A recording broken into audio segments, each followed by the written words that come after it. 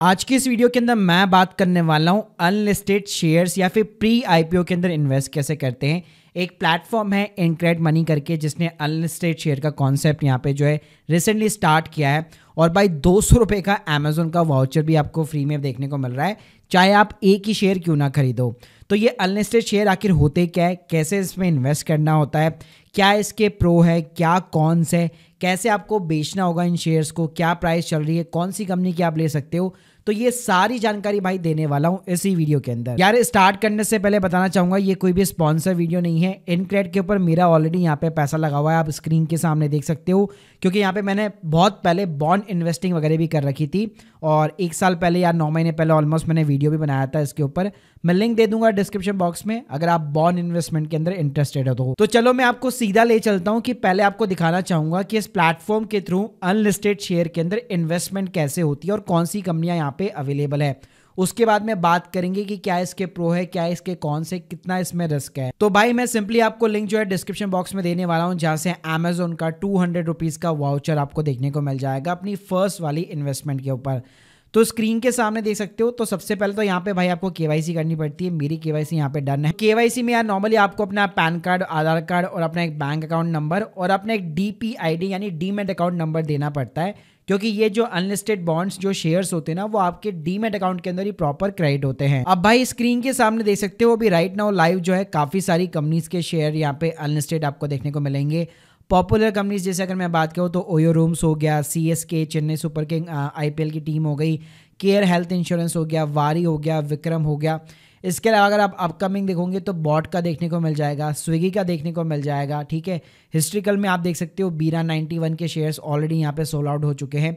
तो यहाँ पे काफ़ी सारी डील्स वगैरह चलती रहती है। अब चलो एक एग्जाम्पल के साथ में इसको हम लोग समझते हैं। मान लो मेरे को भाई सीएसके के यहाँ पे शेयर खरीदने हैं, तो पहली बात तो ये प्रॉपर भाई यहाँ पे आपको ग्राफ दिखाएगा पिछले 3 सालों का, 2 सालों का, कि शेयर का प्राइस आखिर क्या चल रहा है। तो स्क्रीन के सामने देख सकते हो अभी राइट नाउ 177 का प्राइसिंग है। अगर आप देखोगे 2021 में 188 पे भी पहुंचा था, फिर 2023 में भी 153 पे भी पहुंचा हुआ है और उसके अलावा 2024 के अंदर ऑलमोस्ट ये 189 190 पे भी पहुंचा हुआ है और करंटली जो है 177 के ऊपर चल रहा है। नीचे भाई आपको कंपनी की सारी डिटेल्स देखने को मिल जाती है, फंडामेंटल हो गए, की फाइनेंशियल्स हो गए, शेयर होल्डिंग वगैरह हो गई, तो ये सारी चीजें देखने को मिल जाती है। अब यहाँ पे आप देख सकते हो, यहाँ पे आपको सेलेक्ट करनी पड़ती है। जैसे मैं मान लो सिर्फ एक ही शेयर खरीदना चाहता हूँ, एक ही यूनिट खरीदना चाहता हूँ 177 का, प्लस यहाँ पे आपको ऑफर बेनिफिट भी देखने को मिल रहा है, 0.25% का डिस्काउंट देखने को मिल जाएगा और कैशबैक में मैंने ऑलरेडी बता चुका हूँ 200 रुपए का अमेजोन का वाउचर। अब जैसे मैंने यहाँ पे इन्वेस्ट बटन पे क्लिक किया, ये पहले आपसे डिस्क्लोजर मांगेगा, सारी चीजें आप पढ़ सकते हैं। यहाँ पे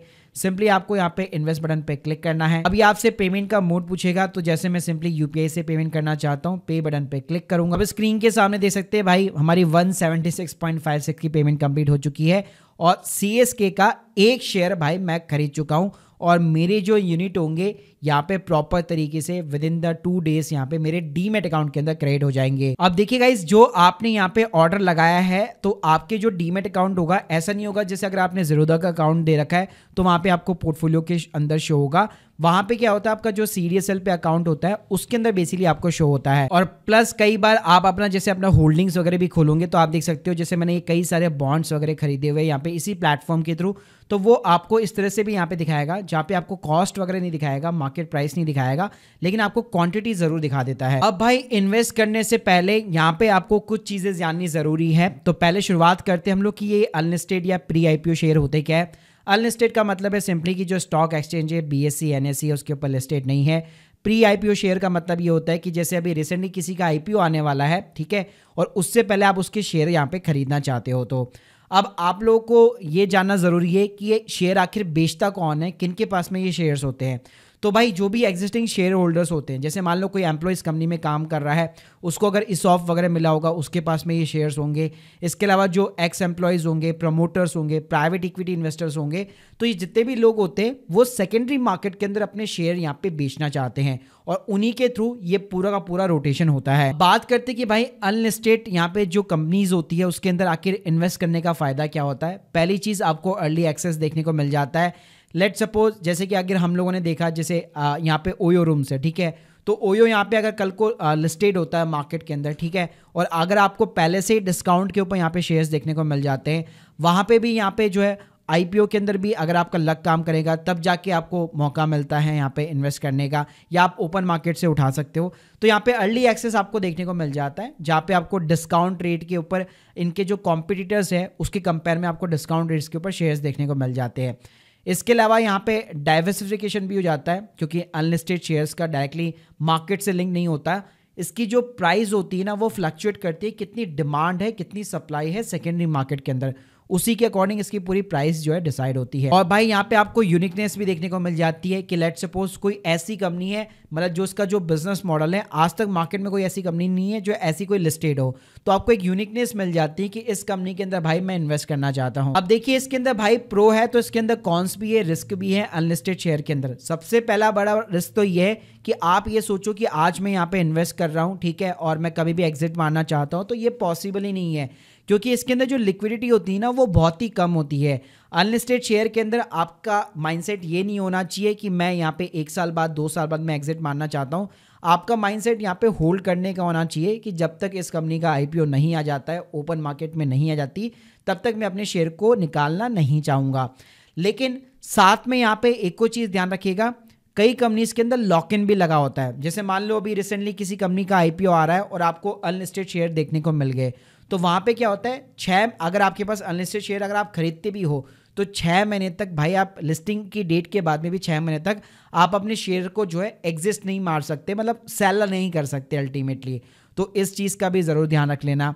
इसके अलावा यहाँ पे मार्केट का रिस्क होता है, क्योंकि देखो जो प्राइस होती है ना उसको आप जस्टिफाई नहीं कर सकते, क्योंकि मैंने जैसे बताया कि अनलिस्टेड शेयर के अंदर जो प्राइस होती है वो टोटली डिपेंड करती है कितनी डिमांड चल रही है, कितनी सप्लाई चल रही है सेकेंडरी मार्केट के अंदर, प्लस सिमिलरली जो उनके लिस्टेड पीयर्स है उनके अंदर यहाँ पे क्या प्राइस चल रही है, उसके अकॉर्डिंग सारी चीजें डिसाइड होती है। अब देखो भाई यहाँ पे इनक्रेड मनी का एक और आपको एडवांटेज ये मिलता है, जैसे मैंने बताया कि आप एग्जिस्ट नहीं मार सकते यहाँ पे, लेकिन यहाँ पे इन्होंने एक चीज बेसिकली लिखी हुई है कि लेट सपोज अगर आप अनलिस्टेड जो शेयर्स है वो इनक्रेड मनी को वापस बेचना चाहते हो तो आप उनको सिंपली ईमेल कर सकते हो। अगर इनके पास में कोई बायर होगा तो डेफिनेटली आप अर्ली यहाँ पे एग्जिट कर सकते हो, तो वहां कोई दिक्कत नहीं है। लेकिन लिक्विडिटी का भाई कोई भी यहाँ पे गारंटी वगैरह नहीं है। प्लस इसके साथ में भाई एक ये भी रिस्क रहता है कि जब कंपनी यहाँ पे लिस्टेड होगी तो भाई उस टाइम पे उसका प्राइस पर शेयर वगैरह क्या होगा, तो उन चीज़ों को भी भाई आपको ध्यान में रखना चाहिए। तो ये सारी चीज़ें आपको एनालिस करनी चाहिए, उसी के बाद में इस टाइप के जो अनलिस्टेड शेयर्स होते हैं उसके अंदर आप अपना स्टेक वगैरह यहाँ पे इन्वेस्ट कर सकते हो। So guys hope you like this video, please subscribe channel. अगर आप लोग के कोई भी डाउट्स है कमेंट बॉक्स के अंदर जरूर बताइए, और आप किस भाई अनलिस्टेड कंपनी के शेयर खरीदना चाहते हो, आपकी कौन सी फेवरेट कंपनी है, प्लीज मुझे कमेंट बॉक्स के अंदर जरूर बताइएगा। Thank you guys, thank you very much.